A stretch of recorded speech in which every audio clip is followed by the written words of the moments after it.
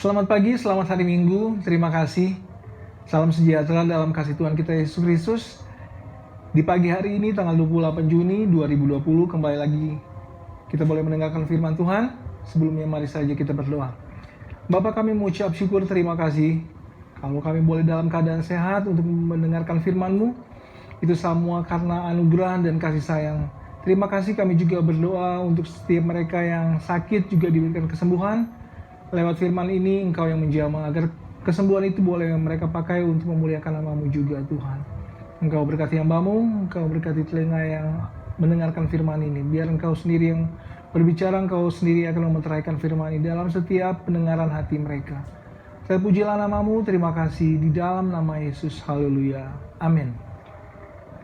Baik Bapak Ibu Saudara sekalian, di Suara Narwastu MP Community, saya dipercayakan kembali lagi untuk sharingkan firman, biar firman ini boleh menjadi berkat, biar kita semua boleh menerima berkat Tuhan, agar Tuhan juga dapat memberikan kita hari depan yang penuh harapan, karena firman itu menjanjikan segala sesuatu yang tidak mungkin menjadi mungkin.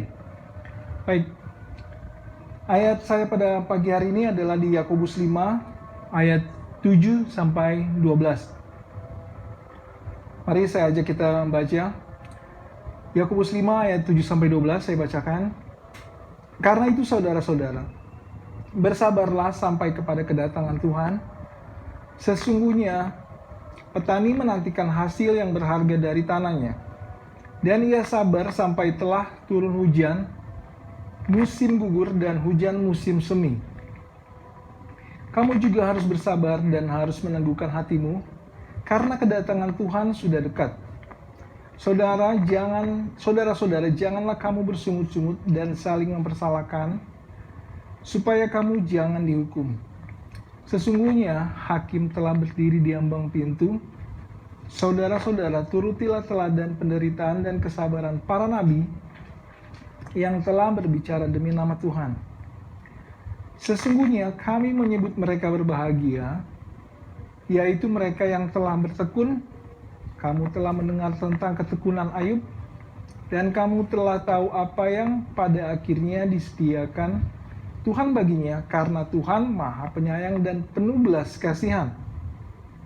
Mengenai sumpah dan doa untuk orang sakit. Ayat 12. Tetapi yang terutama saudara-saudara, janganlah kamu bersumpah demi surga maupun demi bumi atau demi sesuatu yang lain. Jika ya, hendaklah kamu katakan ya. Jika tidak, hendaklah kamu katakan tidak, supaya kamu jangan kena hukuman. Nah, judul tema saya pada pagi hari ini adalah membangun kesabaran. Bapak Ibu Saudara sekalian, membangun kesabaran itu tidak gampang, tapi dapat dilakukan. Bersabar, berdiam dengan artinya berdamai dengan diri sendiri. Bersabar dapat memahami maksud tujuan Tuhan. Di Yakobus 5 ayat 7 sampai 12 ini, suratan Yakobus mengatakan kesabaran itu penting. Karena itu Yakobus mengingatkan kembali agar kita tahu kalau kita bersabar pasti ada untungnya. Karena sebagian besar waktu kita sebenarnya kita pakai untuk menunggu. Coba kita perhatikan hari-hari yang telah kita jalani ya, dalam setiap waktu ketika kita berada di dalam dunia. Pertama, waktu masih kecil kita menunggu untuk bisa sekolah. Setelah sekolah kita menunggu untuk lulus. Setelah selesai sekolah kita menunggu untuk mendapat pekerjaan. Dan seterusnya. Bahkan di dalam setiap, di rumah makan ya, ketika kita ke restoran, kita wajib untuk menunggu meja yang akan disediakan. Kalau ketika restorannya sibuk dan banyak antrian, kita harus mengalah. Makanya bersabar itu penting. Menunggu untuk mendapatkan menu makanan, menunggu untuk memesan, menunggu untuk makanan dimasak, menunggu untuk membayar kasir. segala sesuatunya dari setiap kehidupan kita, sadar atau tidak, saudara Bapak Ibu sekalian, kebanyakan kita dilatih untuk menunggu. Karena itu Rasul Yakobus mengatakan di perikopnya bahwa bersabar dalam penderitaan. Karena sebagian besar waktu kita menunggu, maka kita harus mengembangkan sikap sabar dalam hidup ini. Kata sabar dalam bahasa Yunani adalah kata makrotumos.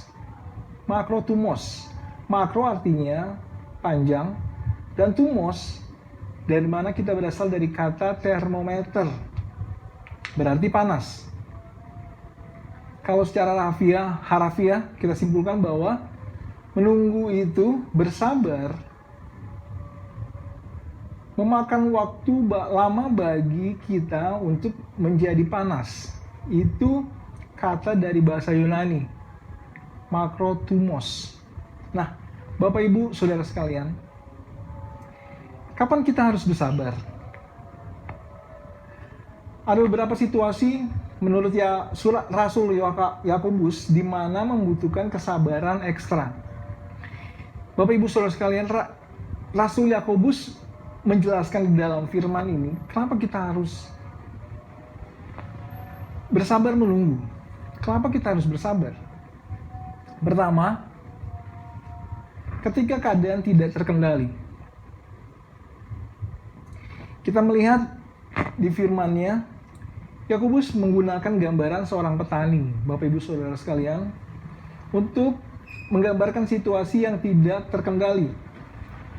Seperti hanya bisa bersabar menunggu tanaman tumbuh. Hujan turun, panas datang, dan tibanya musim panen, petani tidak bisa mengendalikan semua gejala alam di atas. Tapi ia belajar sabar menunggu dalam situasi tersebut. Kita harus belajar sabar ketika kita mampu mengendalikan situasi apabila misalnya jalan macet. Kalau Bapak Ibu Saudara sekalian kita bekerja yang bekerja atau kita dalam perjalanan, seringkali sabar itu penting bagi kita agar selamat. Atau mungkin harga naik, mungkin akhir-akhir ini kita diperhadapkan dengan situasi sampai harga-harga bahan pokok naik gitu ya. Jadi kita nggak bisa mengeluh, kita nggak bisa mengendalikan semuanya. Itu Rasul Yakobus mengatakan, tapi kita dilatih untuk belajar bersabar. Yang kedua, pertama ketika keadaan tidak terkendali. Kapan kita harus bersabar? Yang kedua, ketika orang-orang tidak mau berubah. Nah, kadang-kadang ada orang-orang yang tidak mau berubah menjadi lebih baik.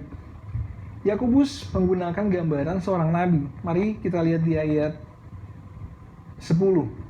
Saya bacakan buat saudara sekalian.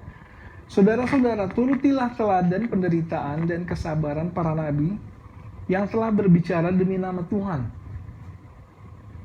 Walaupun sang nabi sudah berkhotbah puluhan kali, atau kita sering mengajak atau menasihati orang untuk bersabar, tapi kadang-kadang kita tidak bisa memaksakan orang itu untuk berubah. Makanya seringkali orang yang mendengarkan tidak berubah dari hidupnya yang jahat. Yang bisa dilakukan si nabi hanya bersikap sabar. Karena segala sesuatunya di manusia sendiri punya perasaan untuk punya karakter untuk bisa berubah. Tapi kita tidak memaksakan kalau orang itu berubah. Itu datang dari diri sendiri. Karena itu banyak anak-anak Tuhan yang seringkali jatuh bangun, seringkali gelisah, seringkali tidak sabar sampai dia jauh dari firman yang telah dia hidupi. Nah, Bapak Ibu Saudara sekalian, Yang ketiga, kapan kita harus bersabar? Ketika masalah tidak bisa kita pahami.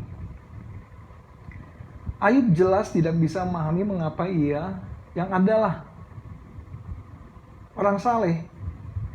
Ayub seorang saleh, Bapak Ibu Saudara sekalian. Tetapi penderitaan dia harus alami. Sedemikian hebat. Namun Ayub tetap sabar menghadapi semua itu. Dia tidak tahu mengapa ia menderita, tapi ia tahu bahwa Allah mengasihi dia. Dan itu cukup.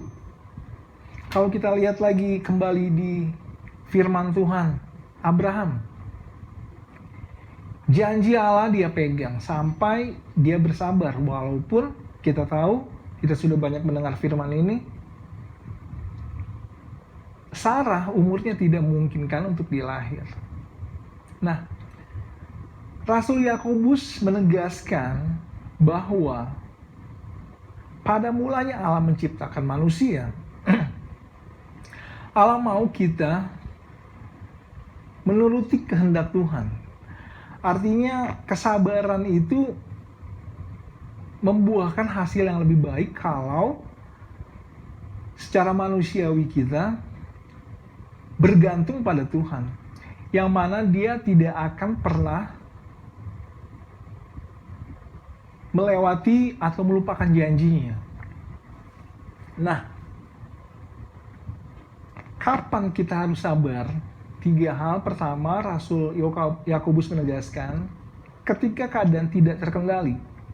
Kedua, ketika orang-orang tidak mau berubah.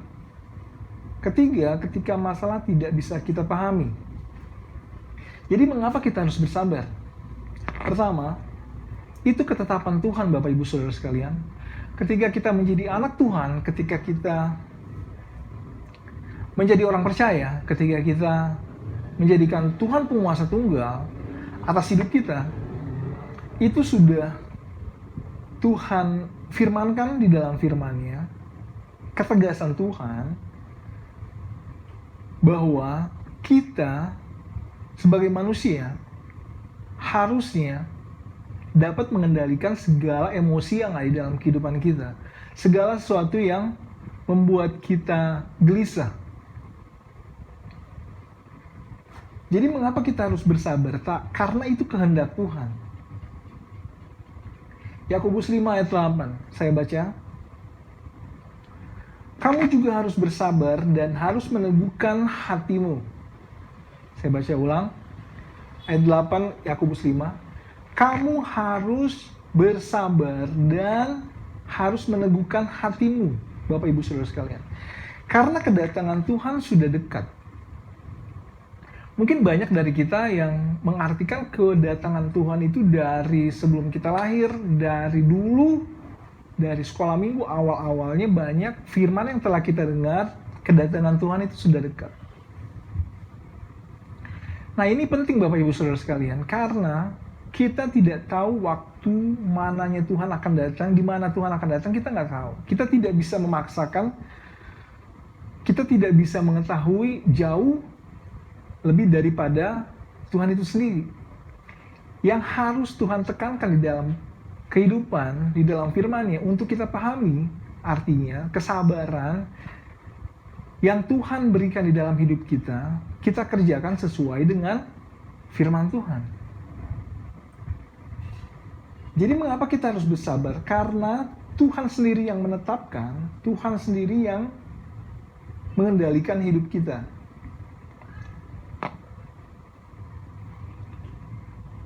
Ia pasti akan datang kembali, oleh sebab itu kita harus tahu dalam susah sukar kita di dunia ini, tidak ada yang bisa mengendalikan kedatangan Yesus yang kedua kali.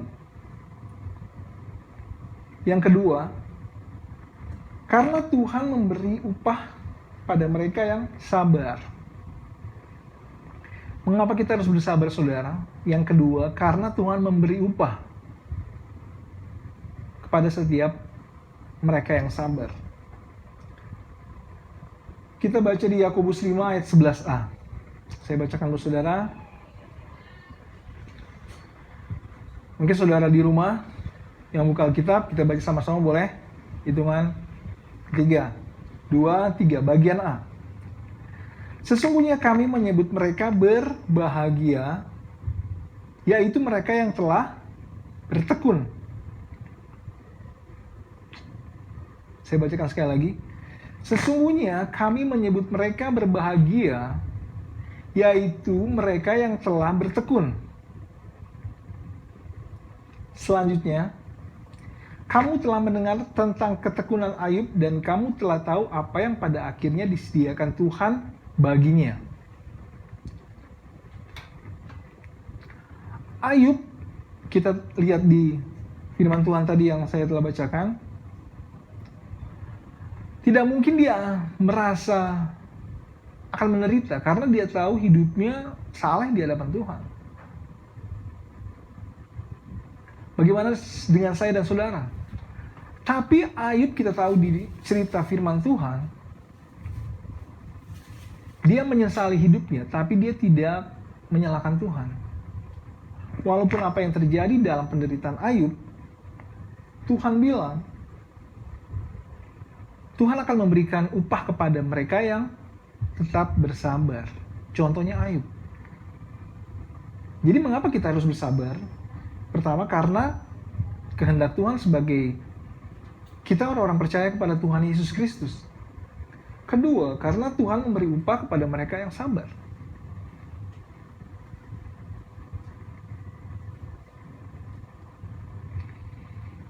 Saya memberi penjelasan di sini kenapa kita harus bersabar.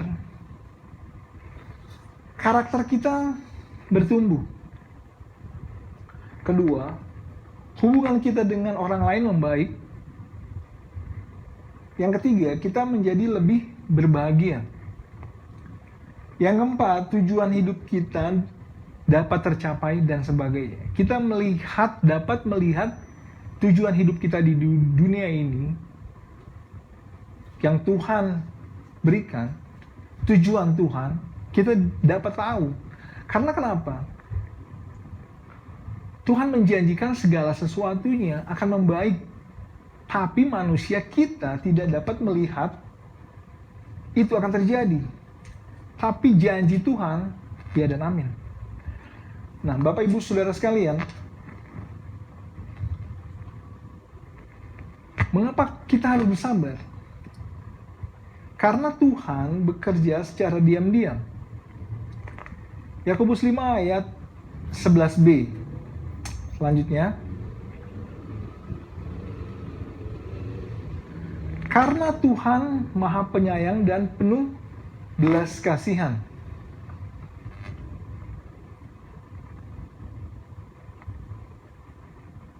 Walau tidak kelihatan, Tuhan bekerja atas hidup kita. Ketika kita tidur, Tuhan tidak pernah tidur. Tuhan tetap mengasihi, tetap menyayang, dan membetulkan segala sesuatunya. Ketika kita tidur, bangun hari besok yang penuh harapan, Tuhan menjagai. Itu aja udah lebih dari cukup. Dia membuat segala hal menjadi kebaikan bagi kita. Contoh tadi di dalam firman-Nya.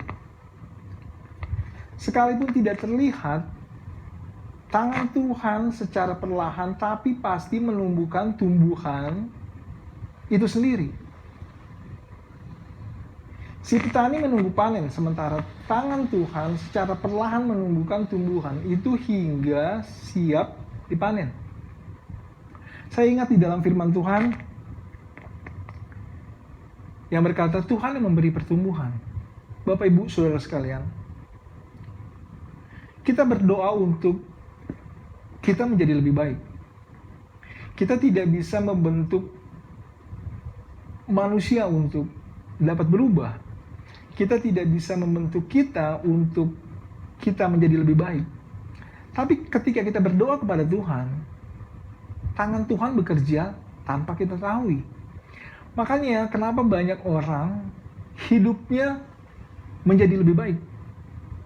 Dan kesaksian mereka dari hidupnya hancur sampai hidupnya berpegang pada Tuhan, tanpa sadar Tuhan memperbaiki hidup ketika dia tidur mungkin, ketika kita melakukan kegiatan kita sehari-hari, kita tidak bisa lihat. Tapi yang pasti Tuhan bekerja secara diam-diam. Itu yang Rasul Yakobus katakan. Jadi, apa yang harus kita lakukan ketika kita menantikan waktu Tuhan? Pertama, tunggu penuh harap. Mari kita baca di Mazmur 130 ayat 5.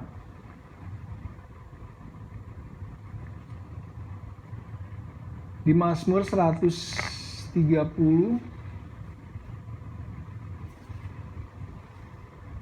ayat 5, saya bacakan buat saudara sekalian. Aku menanti-nantikan Tuhan, jiwaku menanti-nanti, dan aku mengharapkan firman-Nya. Menanti tidak gampang. Hal yang paling sulit bagi manusia adalah menunggu, benar ya? Hal yang paling sulit bagi manusia adalah menanti. Ketika saya pernah punya pengalaman, contoh aja ketika saya membuat SIM pada waktu itu. Saudara Bapak Ibu sekalian, kita tahu ya kalau kita membuat SIM A atau motor, SIM C, mobil A atau SIM motor C, itu tidak gampang, tidak mudah untuk kita menunggu di antrean. Nah, banyak dari kita sebagai manusia, kita harus punya cara kita untuk menunggu. Banyak dari kita yang tidak sabar, tapi itulah manusia. Nah, makanya firman Tuhan mengatakan, apa yang harus kita lakukan ketika kita menanti waktu Tuhan? Tunggu penuh harap. Artinya, kita tidak bisa mempercepat waktu Tuhan. Kita tidak bisa membuat Tuhan itu datang segera dengan cara manusia kita. Tapi itulah Tuhan. Gampang, tidak gampang. Mau atau tidak mau, tapi keharusan kita sebagai anak Tuhan, kita wajib sebagai anak-anak Kristus untuk menuruti firman Tuhan. Nantikanlah Tuhan, kata firman Tuhan di Mazmur, jiwaku menanti-nantikan Tuhan dengan penuh harap. Yang kedua, apa yang harus kita lakukan ketika menantikan Tuhan? Ketika kita menantikan waktu Tuhan? Tunggu dengan berdiam diri. Yakobus mengingatkan kita bahwa kita cenderung mengomel ya, ketika kita menunggu atau kesal. Karena itu, berdiam diri untuk menunggu waktu Tuhan, pertama kita harus penuh dengan doa. Dan penuh dengan apa yang disebut dengan roh yang ada dalam kehidupan kita. Daging memang lemah, tapi roh itu adalah penurut.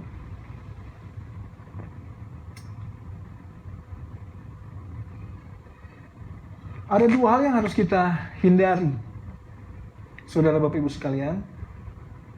Pertama, kata Rasul Yakobus, jangan bersungut-sungut. Yakobus 5 ayat 9.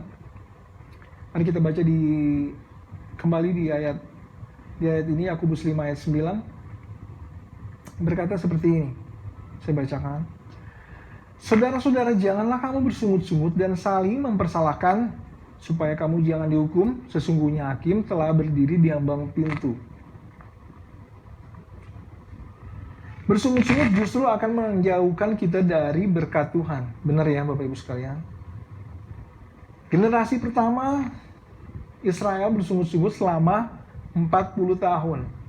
Akhirnya tidak masuk Kanaan. Generasi pertama, saudara. Karena bersungut-sungut. Yang kedua, jangan bersumpah. Mari kita baca di Yakobus 5 selanjutnya ayat 12. Tetapi yang terutama saudara-saudara, janganlah kamu bersumpah demi sorga maupun demi bumi atau demi sesuatu yang lain. Jika ya, hendaklah katakan ya. Jika tidak, hendaklah kamu katakan tidak, supaya kamu jangan kena hukuman.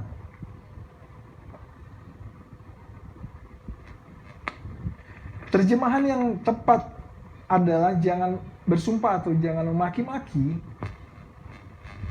ketika kita menyumpahi orang lain atau bahkan kita menyumpahi Tuhan atau bahkan kita mengutuk Tuhan ketika kita dalam keadaan tertekan. Lebih baik berdiam, kata Rasul Yakobus, dan tunggu dengan sabar sebab Tuhan sedang bekerja. Tunggu waktu Tuhan, Bapak Ibu Saudara sekalian. Sebagai manusia, dulu saya juga pernah punya pengalaman seperti apa yang Rasul Yakobus ingatkan. Saya pernah karena dalam keadaan tertekan sampai saya bilang kenapa saya harus hidup. Artinya saya mempersalahkan Tuhan kenapa saya ada di dalam dunia ini. Jujur saudara, kalau dalam keadaan seperti itu kita tidak bisa berbuat, tapi kita hanya dapat melakukan apa yang manusiawi kita katakan. Tapi saya katakan Bapak Ibu Saudara sekalian, menunggu dengan berdiam dengan waktu Tuhan, untungnya saya tidak sampai terjerumus, sampai tidak dikendalikan oleh kuasa kegelapan. Banyak anak-anak Tuhan, banyak orang lain di luar sana yang hidupnya mungkin bunuh diri. Kita tahu dalam firman Tuhan, salah satu murid Yesus, dia tidak bisa kembali tapi dia bunuh diri sampai dia tidak bisa kembali kepada Tuhan, sampai dia direnggut oleh kuasa kegelapan. Nah, Bapak Ibu Saudara sekalian, apa yang harus kita lakukan ketika menantikan waktu Tuhan? Pertama, tunggu penuh harap, tunggu dengan berdiam diri. Yang ketiga, tunggu penuh dengan percaya. Mari maaf saudara, saya belum buka ayatnya. Kita buka di Ratapan 3 ayat 26. Ini yang tunggu dengan berdiam diri. Ini bagus, saya hampir lupa. Mari kita baca di Ratapan 3 ayat 26.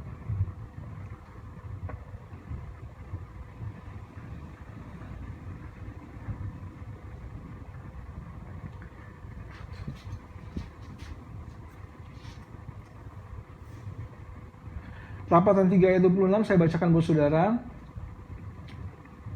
Yang saudara di rumah sudah dapat, mari kita baca sama saya ayat 26. Adalah baik menanti dengan diam pertolongan Tuhan. Kita baca sama-sama sekali lagi ya. 2, 3. Adalah baik menanti dengan diam pertolongan Tuhan.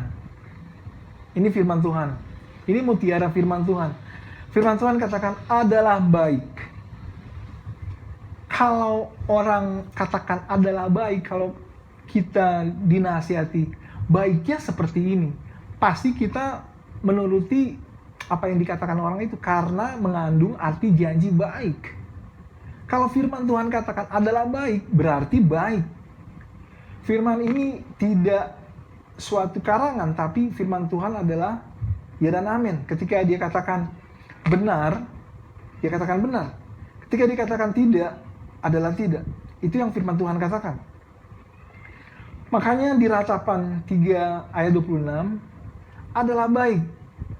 Ketika kita menuruti firman ini, baiknya kita berdiam diri. Karena ketika kita menuruti firman Tuhan, Tuhan yang bekerja. Yakin dan percaya Bapak Ibu Saudara sekalian, ketika kita mengalami masa-masa yang sulit, musim-musim yang telah kita lewati, kalau kita sampai berdiri pada saat pagi hari ini, itu karena anugerah Tuhan. Amin. Nah, kita harus bersedia menunggu dengan penuh kepercayaan bahwa semuanya pasti akan menjadi baik. Pertama, masalah itu datang untuk pergi. Bapak Ibu Saudara sekalian, masalah boleh datang, tapi itu untuk pergi. Kedua, setelah kesulitan pasti muncul kemudahan. Setelah kesulitan pasti akan muncul kemudahan. Saya yakin dan percaya banyak dari kita yang mengalami hal seperti ini. Yang ketiga, setelah hujan selalu ada pelangi. Artinya Bapak Ibu Saudara sekalian, ketika menunggu, jangan sampai hilang kepercayaan kita. Ketika kita merubah mindset kita untuk memahami firman, ketika kita menunggu sabar janji Tuhan, jangan sampai kita hilang kepercayaan. Gambaran firman Tuhan tadi, Ayub, saya ambil contoh lain, Abraham, mereka mungkin bisa hilang kepercayaan karena penderitaannya sangat sungguh luar biasa. Karena penantiannya diejek oleh orang-orang yang tidak berkata tidak mungkin engkau akan melahirkan secara manusiawi lewat umur seperti itu. Banyak hal-hal yang tidak mungkin menjadi mungkin. Karena itu hitung-hitungan dengan Tuhan itu tidak bisa kita pahami sebagai manusia. Nah, Bapak Ibu Saudara sekalian, makanya firman Tuhan pada pagi hari ini, ketika itu tertanam di dalam kehidupan kita, ketika mindset kita berubah untuk percaya, untuk berharap kepada Tuhan, sampai pada waktunya jangan sampai kita hilang kepercayaan. Itu yang Tuhan katakan. Satu hal harus kita garis bawahi Bapak Ibu Saudara sekalian, menunggu memang menjemukan. Tetapi menunggu waktu Tuhan seharusnya tidak menjemukan. Kenapa? Karena ada kepastian. Bapak Ibu Saudara sekalian, saya tegaskan sekali lagi, menunggu memang menjemukan. Tetapi menunggu waktu Tuhan seharusnya tidak menjemukan karena ada kepastian. Amin. Terima kasih. Kiranya firman Tuhan pada pagi hari ini membawa kembali kita untuk tetap yakin dan percaya bahwa Tuhan selalu menjanjikan hal yang baik dalam kehidupan kita. Tuhan yang kita sembah adalah Tuhan yang hidup, bukan Tuhan yang mati. Bapak Ibu Saudara sekalian, kalau kita sampai pada waktu yang mungkin tidak mengenakan sampai pada pagi hari ini atau waktu yang selanjutnya, kita percaya, yakin, berharap terus kepada Tuhan, jangan sampai kita hilang kepercayaan. Itu akan menjadi sia-sia. Menanti Tuhan, menunggu dengan kepastian, itulah janji Tuhan. Karena ada janji-janji yang pasti. Amin. Saya ajak kita berdoa. Terima kasih Tuhan, firman-Mu pada pagi hari ini Engkau sendiri yang akan memeteraikan, menjelaskannya lewat setiap hati, lewat setiap pikiran. Engkau urapi Bapa. Terima kasih. Ada hal-hal yang terlewatkan mungkin, Engkau urapi, Engkau yang melanjutkan firman ini dalam setiap kehidupan. Ampuni segala dosa kami, hamba-Mu yang kurang Tuhan memahami firman-Mu, biar Engkau sendiri yang akan memahaminya lebih lewat setiap mereka yang telah mendengar. Terima kasih Bapa, ampuni segala dosa kami, terpujilah nama-Mu, di dalam nama Tuhan Yesus Kristus. Haleluya. Amin. Saya serahkan kepada Gembala. Terima kasih.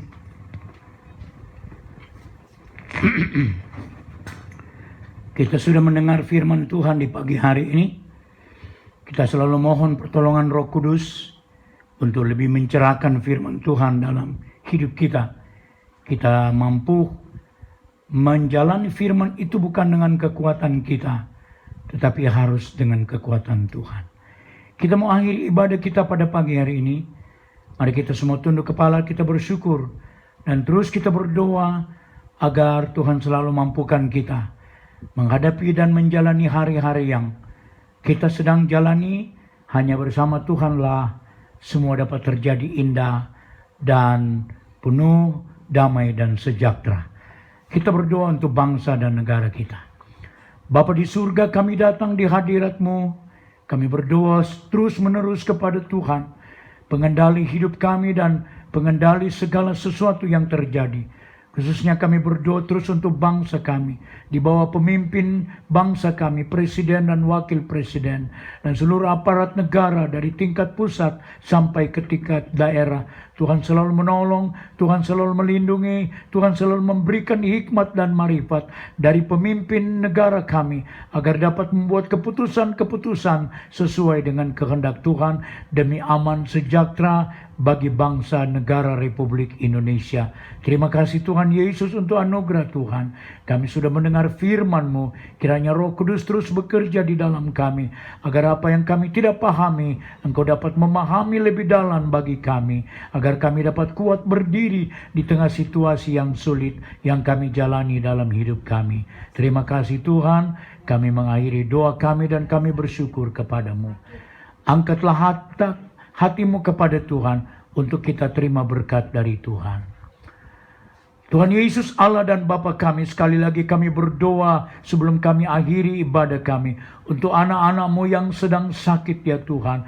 Mungkin ada yang di rumah sakit, ada yang di rumah dengan bermacam gangguan penyakit. Tuhan, kami punya Allah yang Maha Kuasa. Hadirlah Engkau dalam hidup mereka yang sedang mengalami gangguan sakit. Demi nama Tuhan Yesus, sembuhkanlah dengan bermacam penyakit. Kami sungguh percaya Tuhan penyembuh yang ajaib bagi kami. Bagi yang susah Engkau hiburkan ya Tuhan. Bagi yang mengalami tekanan, depresi, masalah ekonomi, pekerjaan, Tuhan pulihkanlah. Kami percaya hanya Tuhanlah yang mampu membuat semua yang indah dalam hidup pribadi, rumah tangga kami masing-masing. Terima kasih Tuhan, kami mengucap syukur kepadamu. Tuhan memberkati Engkau dan melindungi Engkau. Tuhan menyinari Engkau dengan wajah-Nya dan memberi Engkau kasih karunia. Tuhan menghadapkan wajah-Nya kepadamu dan memberi Engkau damai sejahtera. Pulanglah dengan menerima berkat dan anugerah Tuhan. Kami mengucap syukur pada hari yang diberkati Tuhan. Di dalam nama Tuhan Yesus Kristus, kami sudah berdoa dan mengakhiri ibadah ini. Haleluya, haleluya.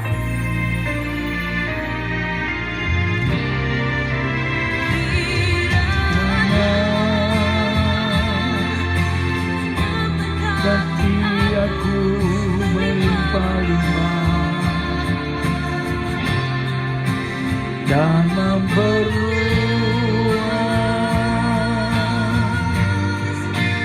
daerahku,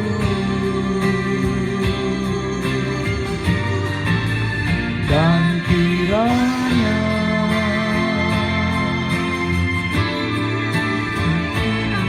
dan melindungi aku daripada ketakutan,